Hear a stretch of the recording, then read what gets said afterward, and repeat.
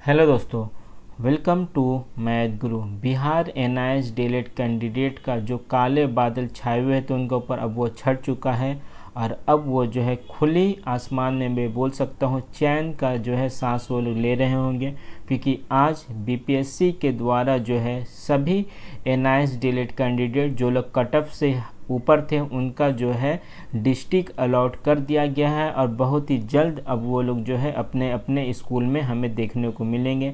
जो इसमें नोटिस में बताया गया है करीब क्लास 1 से क्लास 5 तक 1204 कैंडिडेट और क्लास 6 से क्लास 8 तक 1061 कैंडिडेट, यानी टोटल 2265 एनआईएस डीएलएड के कैंडिडेट जिन्होंने बीपीएससी टीआरई 2.0 क्वालिफाई किया था उनका जो है अब डिस्ट्रिक्ट अलॉट हो चुका है। अब बहुत ही जल्द सभी एनआईएस डीएलएड के अभ्यर्थी जो है अपने अपने स्कूल में हमें देखने को मिलेंगे।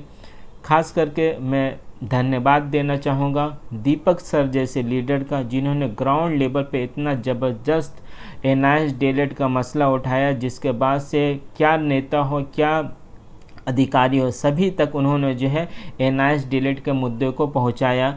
जब दिल्ली में भी आंदोलन चल रहा था उस समय भी वो ग्राउंड लेवल पर काफ़ी ज़्यादा एक्टिव थे। सुप्रीम कोर्ट में भी जब केस चला था उस समय बिहार से दीपक सर, मनोज जैसे जो लीडर थे वो लोग काफ़ी ज़्यादा एक्टिव थे। लेकिन ग्राउंड लेवल पर जिस तरह से मैं बात करूँ, दीपक सर ने एनआईएस डीएलएड का मसला को उठाया, जब डॉक्यूमेंट वेरिफिकेशन में पूरा का पूरा मामला फंसा था, वो काफ़ी ज़्यादा तक काबिल तारीफ़ है। दूसरे राज्यों को कहीं ना कहीं उनसे सीख लेना चाहिए कि किस तरह से अगर किसी को कोई एक बहुत फेमस एक लाइन है कि अगर किसी को पाने का कोशिश किया जाए तो सारे कायनात जो है आपको उसको मिलाने का कोशिश करती है। कहीं ना कहीं ये दिखा है दीपक सर के प्रयासों में।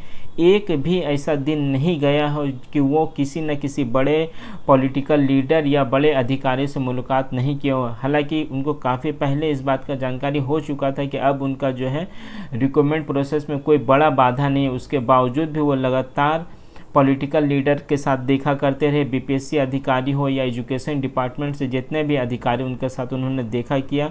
और आज सभी एनआईएस डीएलएड एक व्यक्ति जो इसको सामने से लीड कर रहा था दीपक सर, उनके वजह से 2265 एनआईएस डीएलएड कैंडिडेट के आज फेस में जो एक बड़ी खुशी है।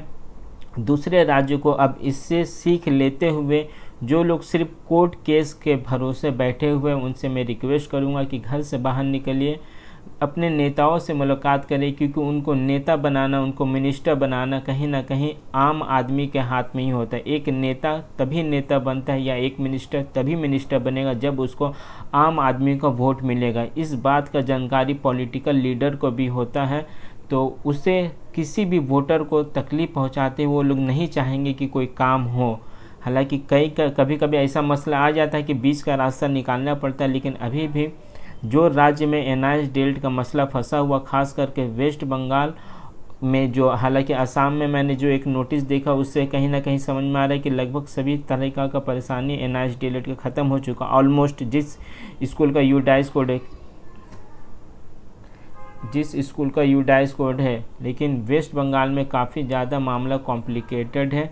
तो मैं रिक्वेस्ट करूंगा वेस्ट बंगाल के लीडर और वेस्ट बंगाल के जितने भी अभ्यर्थी जिन्होंने 2022 में टीचर रिक्रूटमेंट में पार्टिसिपेट किया है, आप अपने लीडर से जाकर डायरेक्ट बात करें। बात करने से किसी भी तरीका को कोई परेशानी हमें नहीं होगा, कहीं ना कहीं हमें उल्टा वहाँ से सलूशन मिलेगा, क्योंकि घर में बैठने से भी अल्टीमेटली कोई सलूशन नहीं निकल रहा है। तो डायरेक्ट बात करने में एक बार हमें प्रॉब्लम क्या, मुझे ये नहीं समझ में आ रहा। आप अपने लोकल लीडर मिनिस्टर से जाकर मुलाकात करिए। उम्मीद है जिस तरह से बिहार सहित कई सारे राज्यों में एनआईएस डीएलएड का मसला पूरी तरीक़ा से ख़त्म हो चुका है, उसी तरीक़ा से वेस्ट बंगाल में भी हमें देखने को मिलेगा।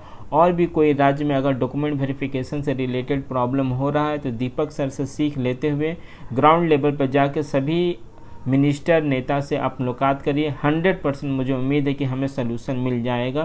फिलहाल एनआईएस डीएलएड से रिलेटेड कोई नया अपडेट आएगा या टीचर रिक्रूटमेंट से रिलेटेड कोई नया अपडेट आएगा तो मैं आपको देने की कोशिश करूंगा।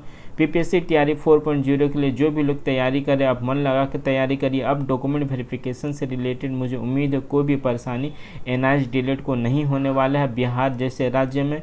तो आप सभी को मेरे तरफ से बेस्ट ऑफ लक बीपीएससी 4.0 के लिए। और जो लोग स्कूल में ज्वाइन करेंगे ऐसे टीचर बीपीएससी टीआरई 2.0 के एनआईएस डीएलएड कैंडिडेट, उनसे मैं आग्रह करूंगा कि आप आप एक बेहतर भविष्य बनाने के लिए काम करें, ताकि बाद में जिस तरह का परेशानी आज बिहार में है, जिसे एक पिछड़ा राज्य माना जाता है, आने वाले समय में बिहार को जो है आप लोग टॉप में ले जाए, यही मैं आपको रिक्वेस्ट रहेगा। और सभी को मेरे तरफ से शुभकामनाएं, ऑल द बेस्ट। खास करके दीपक सर और उनके टीम ने जिस तरह से काम किया, जिसकी वजह से आज बिहार NIS DLED कैंडिडेट पूरी तरीक़ा से एक सेफ जोन में आ चुकी है।